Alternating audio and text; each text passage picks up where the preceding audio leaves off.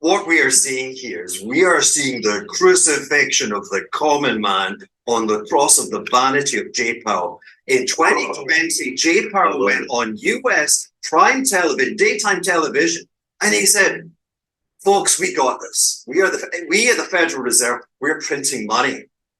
Simply flooded the system with money. Yes, we did. That's another way to think about it. We did. Where does it come from? Do you just print it? We print it digitally. It's like, Jay, they'll send you to prison. You're not allowed. You have no federal sanction to print money. What are you doing? But again, the Fed's is in the business of camouflage deceit. It's in the business of order. We are all powerful. And so it made that comment. And then you get this profound supply shock, which was COVID, right? And prices get elevated. And people go, hey, Jay, you're printing money. And now prices are like running double digit. And Jay went into meltdown in terms of the institution, and the rapidity of the rate hikes was to protect and safeguard and pull back that comment that they had printed money. Inflation, I believe, is transitory. And now with bad deflationary money running through the banking sector, I would anticipate that we're going to see prices. Hey, this is 90 days. CPI is going to be running at 3.5%. By the end of the year, then we're going to be close to zero again. We're going to be below the Fed's target. We on location. I remember way back. You ain't have no swag. You did a little research. Now you got a moon bag. Now you got a new walk. Now you got new swag. You did a little research. Now you got a moon bag. Well, let me show you what the moon bag's like. You take them gains when it gets that high. I mean, the market may dip for a little bit. That's when I hurry up and buy. Me, I just wanna rub them thighs. I like my oatmeal chunky. Banana nuts all in it. Shit, you're talking about the blockchain monkeys. It's a solo nation. Now, when it comes to crypto, we're talking about cold storage. Get your crypto off the exchange and into a cold storage wallet to where only you have access, okay? DCENT wallet link in the description. Now, what is going on, blockchain monkeys? Eagle here, and I want to thank you for coming to my jungle. First of all, I'm no financial advisor whatsoever, nor am I professional in blockchain technology, but there is one thing that I absolutely will do, and that's give you my opinion. So today, we have so much.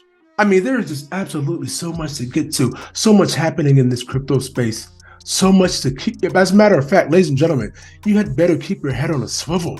And have you heard the breaking news about Bittrex? You know what? Before we can even get started, I'm gonna need you to rub them hands together real vigorously and slide down Twitter. Coming in hot from Globiance Pay, we have here: the world needs access to financial tools to improve lives and escape poverty. That's why Globiance Pay, we're committed to creating a bank that provides unrestricted access to financial services regardless of location or social economic status. And hot off the press from Watcher Guru, Bittrex Crypto Exchange files Chapter 11 bankruptcy. This comes in just under a month after Security Exchange Commission, Gary Gensler and his squad, accused Bittrex of disregarding security rules over the course of multiple years. Bittrex has an estimated $500 million to $1 billion in assets and liabilities, according to a court filing, in addition to two other Bittrex companies. Now, last month's lawsuit from the SEC alleges that Bittrex was operating an unregistered exchange, broker, and clearing agency. Once one of the larger crypto exchanges in the U.S. with a market share of USD support of nearly 23% in 2018, Bittrex hasn't eclipsed 1% since 2021.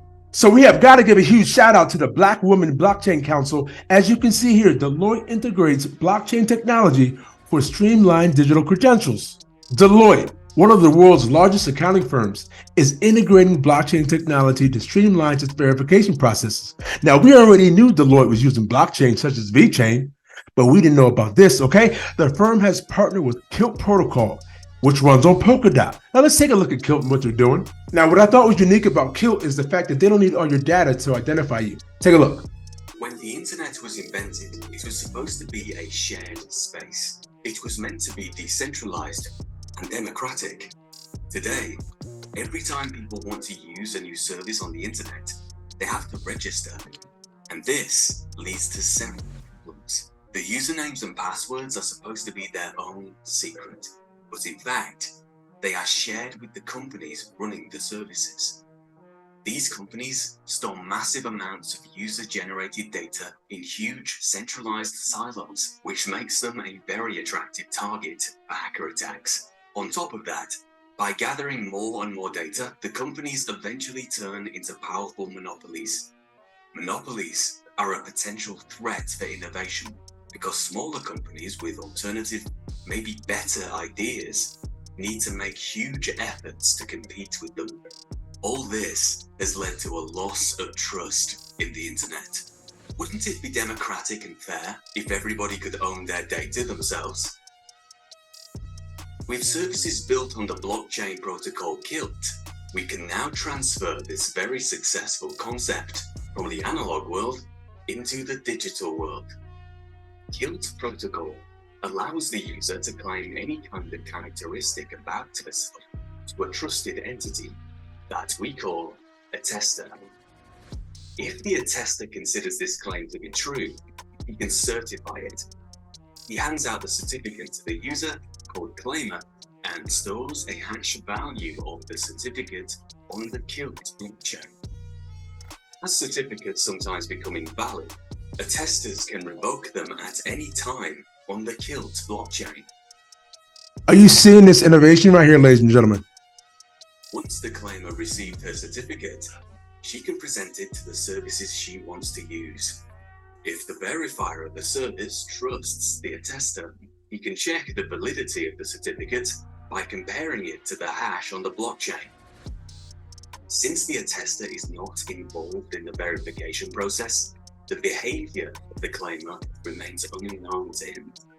When showing her certificate to a verifier, the claimer can even hide all sensitive data, which is not necessary for the verification. That part right there. And yes, to the whole XRP community, I am sick. I missed this. Look, I said to a bunch of you as I bet recovery tonight, I'm here to thank you. And speaking of Brad Garlinghouse, Ripple tussle with SEC to cost them $200 million, CEO Garlinghouse reports. The U.S. puts politics ahead of policy, Brad Garlinghouse said at the 2023 Dubai FinTech Summit. Now this coming in from Mr. Man XRP on Twitter. We have here Danelle Dixon from Stellar. We have Jenny Johnson from Franklin Templeton. Regulations are coming. For now, we need to constructively work with regulators. Blockchain will be the core to financial services. Been in the financial services space for as long as you have. You're doing great. So what can we in the blockchain and crypto space learn from someone who has been in this space or been in the financial services space for as long as you have, that and we can maybe do a little differently? In the end, this will be regulated. It's frustrating. There's not clarity. It's always hard to, if you're playing a game and you don't know what the rules are, that can be difficult. But I think we have to, work constructively with the regulators because it's coming, right? Because it's going to be the core to financial services. They are putting it right in front of your face, ladies and gentlemen. How many times does the blockchain monkeys got to tell you? Okay. And if you haven't seen the new podcast coming in hot from C. Will from the Passive Income Network, huge shout out to him for having me on the show. Check it out. And this in from Joshua Rumsberg. The price of bread increased 109% last week in one day, coming from Robert Chapman. Take a listen. Zimbabwe, I think, is following a trend that they may not be very clear in understanding what that looks like, what CBDC looks like for them. And so a country that is rich in gold, by saying, hey, we're going to back it for gold, it would make a lot of sense on paper. But if are you waking up yet? we take the last 5 years of economic policy, particularly around currency in Zimbabwe, or even if we go beyond 5 years, in 2008 hyperinflation, I should have brought the bill, I have one upstairs. It's $100 trillion bill, $1 trillion Zimbabwean bill.